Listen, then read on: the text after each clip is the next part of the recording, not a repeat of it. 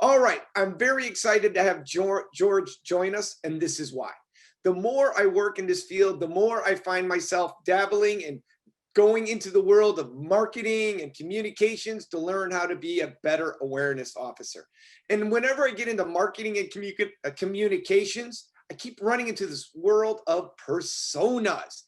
So I'm really excited to learn all about what personas are and how to best leverage them. So George, thank you so much. You're on. Stage is yours. Thank you so much, Lance. I feel like a persona non grata might be the term of art here, and I guess I would shout out Lance specifically. Lance actually helped me out with my book, which is called Well Aware. I guess howdy. I'm George. I'm the CISO for Southern Methodist University here in Dallas, Texas. And I'm passionate about helping people be more well aware when it comes to cybersecurity. So I wrote a book about how people can protect their careers and communities by using cybersecurity habits. So 40 to 50% of all human behavior comes from habits. And I think there are 9 cybersecurity habits that we can focus on to improve our security. But there's one key ingredient that's not in my book. And that ingredient is you actually have to want to be more secure. So I've learned the hard way over the years that even if you have the best security training, it won't matter if nobody sees it. And even if you force them to watch it, they won't internalize it if the training isn't personal to them. So to help make security personal, I've started using what Lance referred to, what marketing people usually refer to as personas or marketing personas. So if you're making a product, you need to think about the person buying the product in order to kind of get into their shoes before you come up with your marketing campaign to actually sell that product to them. So that makes sense to me kind of intuitively. But the people that they are marketing to can kind of be nameless or faceless. And so what a marketing persona does, it's a way of putting a face on the audience that you're trying to reach. And by giving them a name and a backstory, if you will, you kind of create that face, and that helps you focus your efforts. And there's another benefit to personas.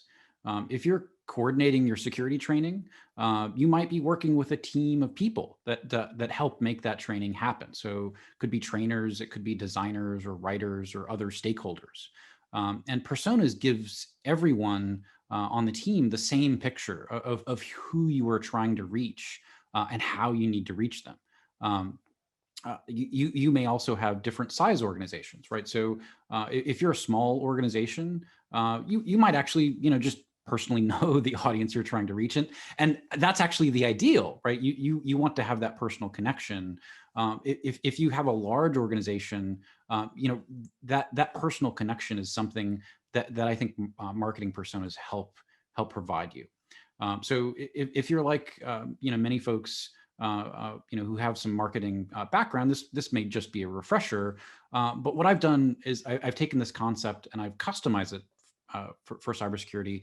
And then in the talk today, I'll do a little bit deeper dive to talk about how I've applied this concept to my audience at SMU. And I'll kind of start the conversation by talking about the neuroscience behind why this is so important. First, I'll start out with a quote from one of my favorite Denzel Washington movies. The movie was Fallen, and the quote is, "Everything is personal if you're a person." So not to give too much away about the movie, but the bad guy in Denzel Washington's movie Fallen is actually a body hopping spirit or demon or something. And it actually wasn't Denzel. Denzel is my jam, by the way, if you can't tell. It wasn't Denzel that says the quote. It's actually Beth Davis, who kind of plays his love interest in the movie. So she kind of steals, I think, the movie with that one line. But this one line has stuck with me over the years. And I discovered this. This is more and more true as I get older. But it's really true as humans. Everything is personal to us, and this is an important part of who we are as human beings. The things that matter to us literally become a part of our brains in a real, concrete, measurable way. And so, before we dive into personas, we need to know a little about how our brains work. And it turns out we've been lied to for years by all the movies and TV shows out there about doctors. So when we think of a doctor or a surgeon, the image that always comes to my mind in my head is them washing their hands very carefully, and then holding them, to keep them from getting dirty again, or to keep them dry. And it turns out that this isn't the case. Hospitals have studied this. So I think what we do in cybersecurity is awesome. But really, hospitals have studied this issue because doctors don't always wash their hands, and they think that there are thousands or hundreds of thousands of infections a year that come from not hand washing, and even thousands of deaths every year that could have been avoided. If we could convince doctors to wash their hands more. And so I think this really leads into to the conversation about security awareness and making things personal. But Adam Grant, who is a professor at Wharton, did a study early on in his career, kind of studying this issue with hospitals, and he wanted to find out a way of improving those outcomes. And what they did is they put up signs in next to the washing stations in hospitals, and they experimented with different kinds of signs, with different kinds of messaging. And I'll do the short version of this story. What they found is that the signs that had a picture of the patients, the people that they were trying to protect, those had a profound impact on how much more hand washing was actually accomplished. Right, so making it personal really has a definite outcome when it comes to improving our outcomes, and I think that sounds so familiar to what we do in cybersecurity. The stakes obviously are so much higher in a hospital setting for hand washing, but that solution of making it personal, I think is really important. And so let's talk a little bit about why that matters. So this is a picture of a theory of neuroscience. It's called the Triune brain theory. And if there are any neuroscientists on the line, you might say, well, the Triune brain theory is probably about a 30-year-old theory at this point. And we've made a lot of progress since then. But I think this is really important to understand for where we go from here. Because everything is personal, I think kind of overlaying that onto the Triune brain theory is important. So neocortex is what makes humans as smart as we are. And literally the power of the neocortex is almost unlimited, right?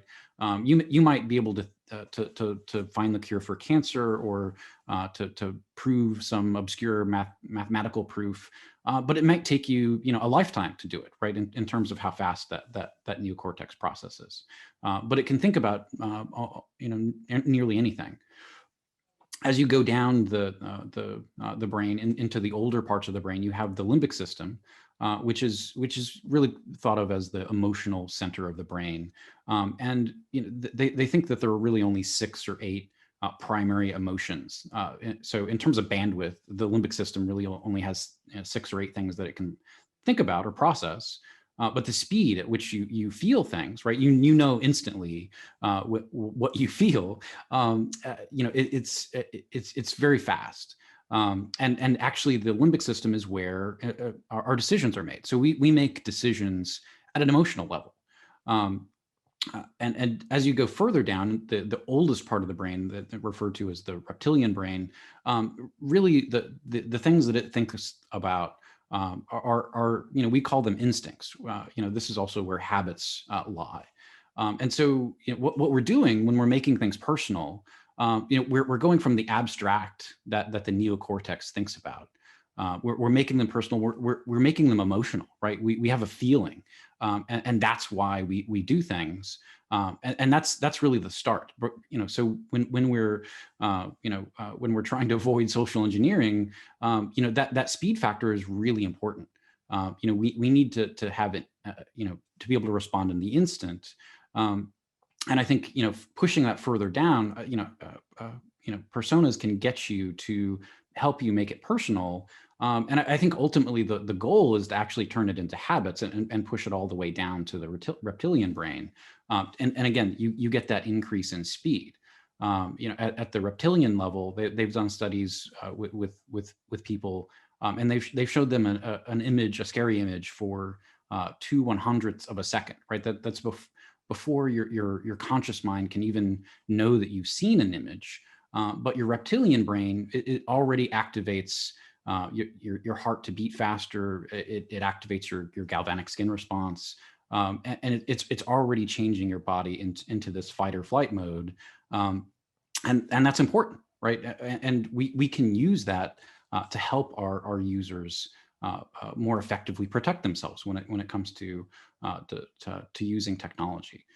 But first, so if I know about personas and making things personal, I'm going to start to want to understand more about how people work, how they think. And I did a lot of this research for the book, but what you're seeing on the screen is referred to as the big 5 personality traits in psychology circles. So the 5 traits are openness, conscientiousness, extroversion, agreeableness, and neuroticism. And I think this is incredibly important to know first, because if you're trying to reach someone who has a low openness score, who's very cautious, it will have a different impact to them than if they are highly open and curious. And I think we need to, when we're thinking about connecting with people, we have to understand them. And so, you might be familiar with Myers-Briggs. There are other kind of personality toolkits out there like StrengthsQuest that are really good. But I think building that into to your overall understanding of your audience is really important. And so from there, we go to looking at different learning types, right? People. I'm a J on the Myers-Briggs. That means I'm an introvert. And for me, I can't study in groups. I tried doing this in law school, and social learning just isn't for me. And I think if you're going to craft a learning curriculum for someone, you really need to understand and kind of highly customize and tailor that to you. So I'll pause here and I'll just tell a little story. I'm going to be open and honest. But I mentioned in the beginning that I had to learn this the hard way. So a few years ago, I created this half-day training session for our campus. I brought in several outside presenters to talk about different issues and how people could better protect themselves. And I actually personally presented one of the sessions as well. So when I got there, I had booked one of the largest, theaters on campus with stadium style seating, and it was going to be awesome. And 2 people showed up, and I really only had myself to blame for that.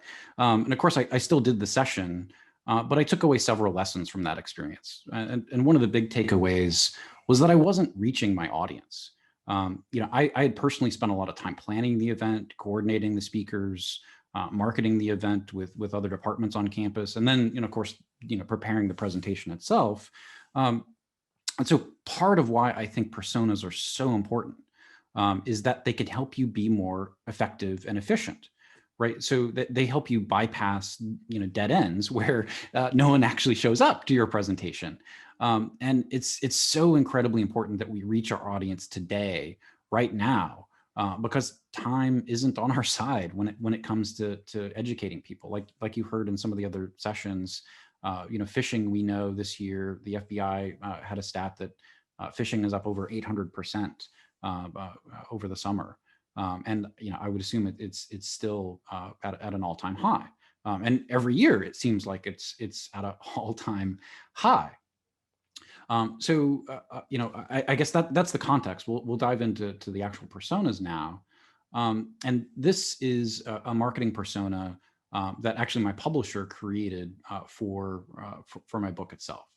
And so, you start to get a flavor of what a persona is. So we actually give the persona a name. We're not specifically marketing to someone named Don. Don is department head. Don is really the representative of, we wanted to get, if we wanted to get the book in front of senior management, how would we do that? And we also realized that this person, a hypothetical 52-year-old male, was probably married. He probably has kids. We gave him a fictional home base in Chicago. And they thought about other things that were important to him, like his online social media habits or his education.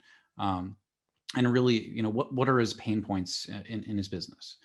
So if he's a CEO, or if he wants to be a CEO one day and he's seen as CEO get fired for not understanding security, well, okay, cybersecurity is going to be really important to him.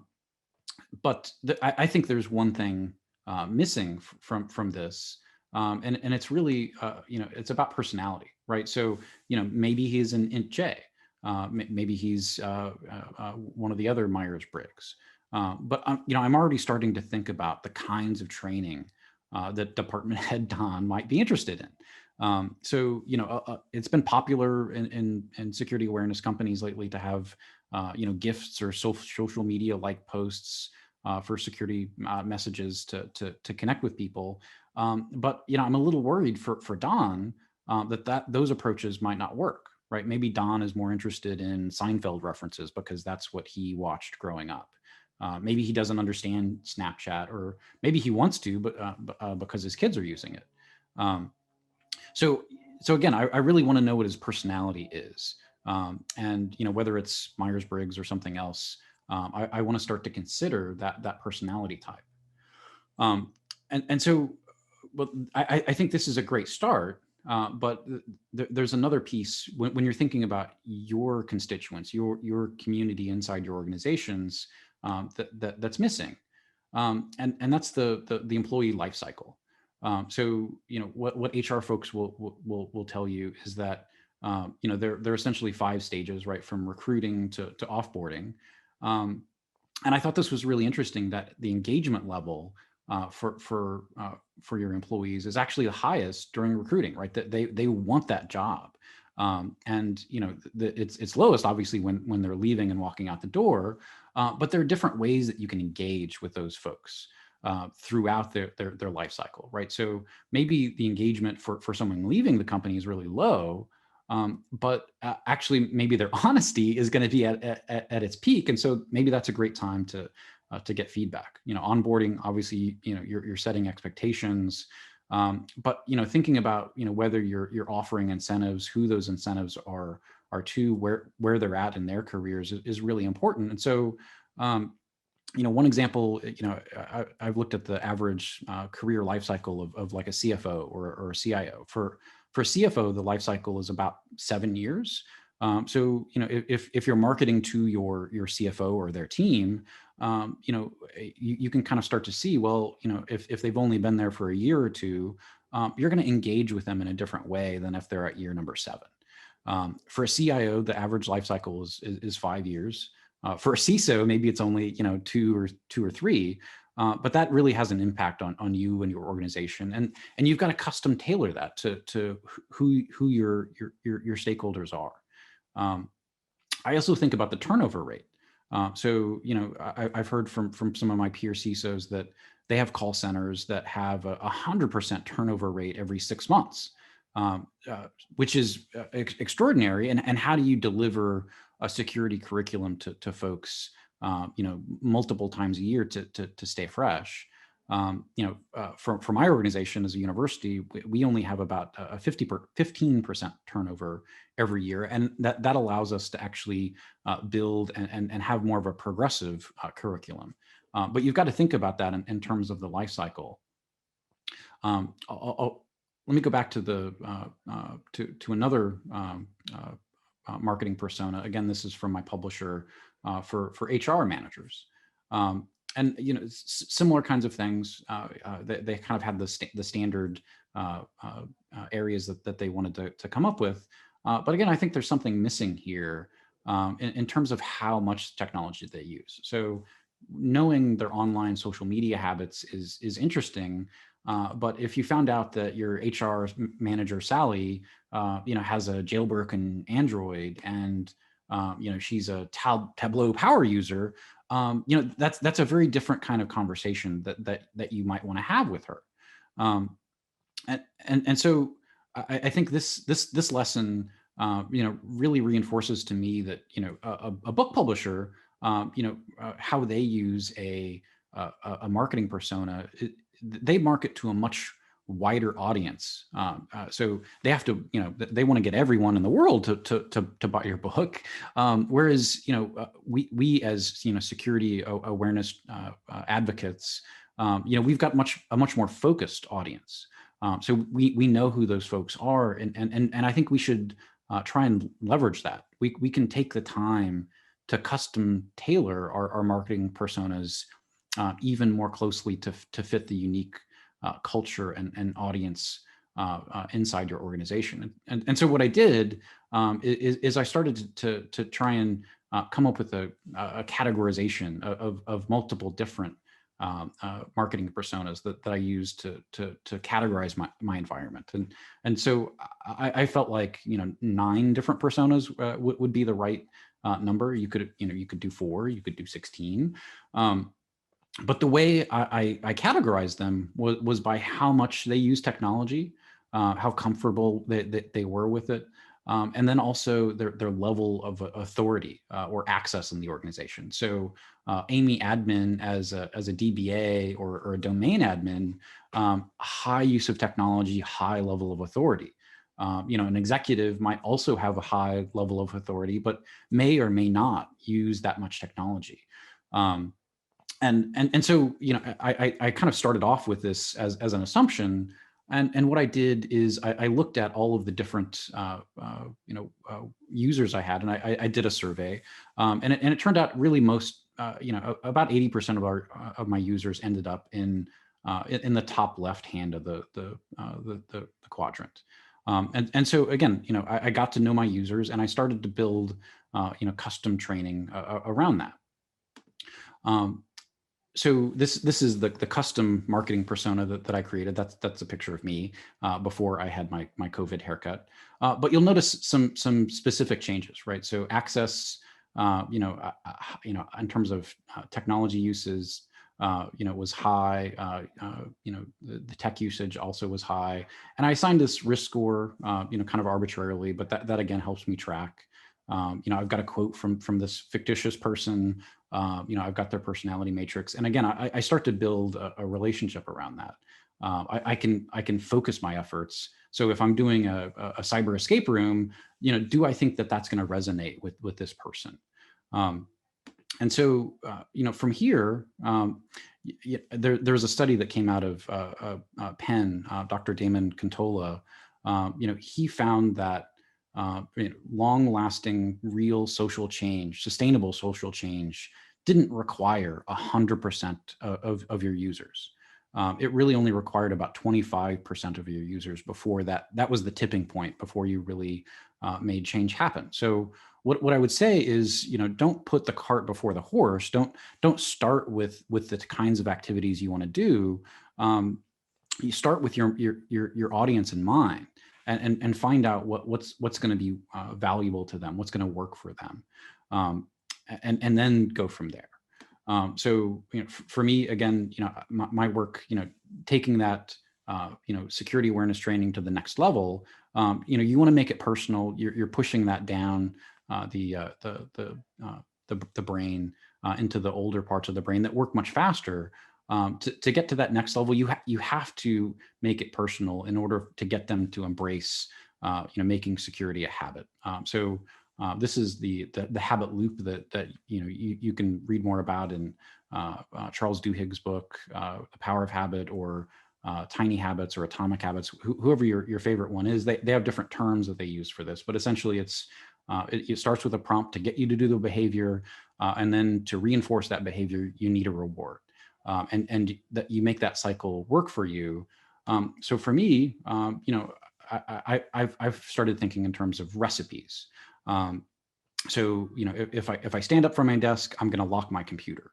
And my reward is always eating a Reese's peanut butter cup. But I think even something as simple as locking your computer really has a profound impact on who I see myself as a person. And if I can believe that I'm the type of person that values security, I can reinforce that value, and that leads to you doing other security behaviors. So, we can certainly lock, people's computers for them, but making them, a part of that process is incredibly important. The other sample I give is having a clean desk policy, right? Again, that visually, that there's a feeling there that you get, and that those feelings, again, those are incredibly personal to people.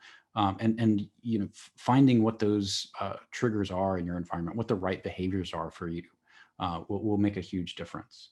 I'll